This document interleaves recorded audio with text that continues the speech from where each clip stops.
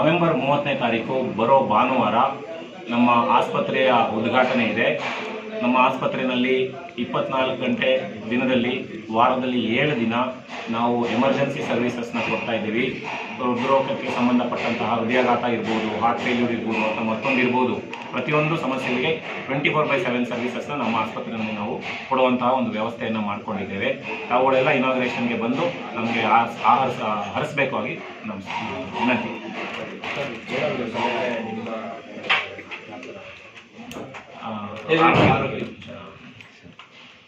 Sir, ನಿಮ್ಮ ಆಸ್ಪತ್ರೆಯಲ್ಲಿ 24/7 emergency services ಇರುತ್ತೆ.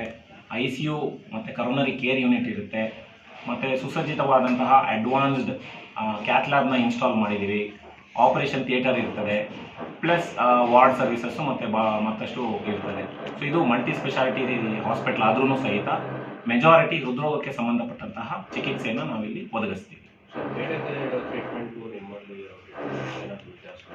ಸೊ ನಮ್ಮಲ್ಲಿ ನಮ್ಮ ಗುರಿ ಏನಿದೆ ಅಂತಂತಂದರೆ, ತುಮಕೂರಿನ ಜನತೆಗೆ ಅಫೋರ್ಡಬಲ್, ಕೈಗೆಟುಕುವ ಬೆಲೆನಲ್ಲಿ 24/7 ಎಮರ್ಜೆನ್ಸೀಸ್ನ ಕೊಟ್ಟು ಹೃದ್ರೋಗಕ್ಕೆ ಸಂಬಂಧಪಟ್ಟಂತಹ ಚಿಕಿತ್ಸೆಯನ್ನು ನಾವಿಲ್ಲಿ ಕಂಪ್ಲೀಟಾಗಿ ಗುಣಪಡಿಸಬೇಕು ಅನ್ನೋದೇ ನಮ್ಮ ಗುರಿಯಾಗಿರ್ತದೆ. ಇದರ ಜೊತೆಗೆ ಇನ್ನೊಂದು ಬಹಳ ಮುಖ್ಯವಾದಂತಹ ಗುರಿ ಅಂದರೆ ನಮ್ಮ ಜೀವನ ಶೈಲಿಯನ್ನು ಸರಿಪಡಿಸ್ತಕ್ಕಂಥದ್ದು, ಅದರ ಬಗ್ಗೆ ಮಾಹಿತಿಯನ್ನು ಕೊಡ್ತಕ್ಕಂಥದ್ದು ನಮ್ಮ ಒಂದು ಗುರಿಯಾಗಿದೆ. ಬೇಕು ಅಂತಂತಂದರೆ ನಮಗೆ ಆರೋಗ್ಯಕರ ಜೀವನ ಶೈಲಿ ಇರಬೇಕು. ಸೊ ಜೀವನ ಶೈಲಿ ಅಂದರೆ ಲೈಫ್ ಸ್ಟೈಲ್ ಅಂತ ನಾವು ಮಾತಾಡ್ತೀವಿ. ಪ್ರತಿನಿತ್ಯ ಮಾಡ್ತಕ್ಕಂಥದ್ದು, ಯಾವತ್ತೋ ಒಂದು ದಿನ ಅಲ್ಲ, ಪ್ರತಿನಿತ್ಯ ನಾವು ಯಾವ ರೀತಿ ಆಹಾರ ತಗೊಳ್ತೀವಿ, ಪ್ರತಿ ಊಟ ಯಾವ ರೀತಿ ಮಾಡ್ತಾ ಇದ್ದೀವಿ, ಪ್ರತಿ ಗಂಟೆಗೆ ನಾವು ಎಷ್ಟು ವ್ಯಾಯಾಮವನ್ನು ಮಾಡ್ತಾ ಇದ್ದೀವಿ, ಮತ್ತು ದಿನದಲ್ಲಿ ಎಷ್ಟು ನಿದ್ದೆ ಮಾಡಿ ನಮ್ಮ ಒಂದು ನೆಮ್ಮದಿಯ ಜೀವನವನ್ನು ಮಾಡ್ತಿದ್ದೀವಿ ಅನ್ನೋದು ಬಹಳ ಮ್ಯಾಟ್ರ್ ಆಗುತ್ತೆ.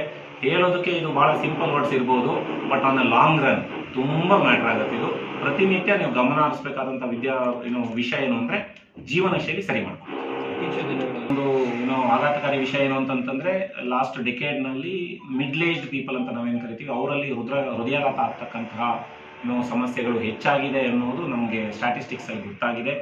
ಸೊ ಇದಕ್ಕೆ ಏನು ಮಾಡಬೇಕು ಅಂತಂತಂದರೆ, ಮೊದಲನೇದು ನಾನು ಆಗಲೇ ಹೇಳಿದ ಹಾಗೆ ಲೈಫ್ ಸ್ಟೈಲ್ ಸರಿ ಮಾಡ್ಕೊಳ್ಳೇಬೇಕಾಗತ್ತೆ, ಆಹಾರ ಪದ್ಧತಿ ಸರಿ ಮಾಡ್ಕೊಳ್ಳೇಬೇಕಾಗತ್ತೆ, ಪ್ರತಿನಿತ್ಯ ವ್ಯಾಯಾಮ ಮಾಡಲೇಬೇಕಾಗತ್ತೆ, ಬೆವರು ಸುರಿಸಲೇಬೇಕಾಗತ್ತೆ. ಯಾಕೆಂದರೆ ನಮ್ಮ ಶರೀರ ಇರ್ತಕ್ಕಂಥದ್ದು ದಂಡಿಸೋಕ್ಕೆ, ಕೂತ್ಕೊಂಡು ಮಾಡೋಕ್ಕಲ್ಲ, ದಂಡಿಸಲೇಬೇಕು.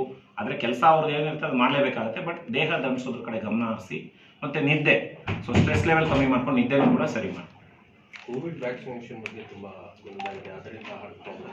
ಹೌದು. ಈಗ ಬಹಳಷ್ಟು ಜನಕ್ಕೆ ಕೋವಿಡ್ ವ್ಯಾಕ್ಸಿನ್ ಬಗ್ಗೆ ಮಿಸ್ಇನ್ಫಾರ್ಮೇಷನ್ ಇದೆ. ಸೊ ಇತ್ತೀಚೆಗೆ ಆ್ಯಕ್ಚುಲಿ ಅದ್ರ ಸ್ಟಡಿ ಕಳೆದ 2 ತಿಂಗಳ ಕೆಳಗಡೆ ಪಬ್ಲಿಷ್ ಆಯಿತು. ನಮ್ಮ ಏಮ್ಸ್ನಲ್ಲಿ ನಮ್ಮ ಸ್ನೇಹಿತರೇ ಅಲ್ಲಿ ರಿಸರ್ಚ್ ಮಾಡ್ತಾ ಇದ್ದಾರೆ. ಸೊ ಅವರು ರಿಸರ್ಚ್ ಮಾಡಿ ಇಂಪ್ರೆಷನ್ ಬಂದಿದ್ದಾರೆ ಅಂದರೆ, ಕೋವಿಡ್ ವ್ಯಾಕ್ಸಿನ್ಗೂ ಹೃದಯಾಘಾತಕ್ಕೂ ಯಾವುದೇ ರೀತಿಯಾದಂಥ ಲಿಂಕ್ ಇಲ್ಲ. ಆದರೆ ಕೋವಿಡ್ ಕಾಯಿಲೆಗೂ ಹೃದಯಾಘಾತಕ್ಕೂ ಲಿಂಕ್ ಇತ್ತು. Okay, thank you.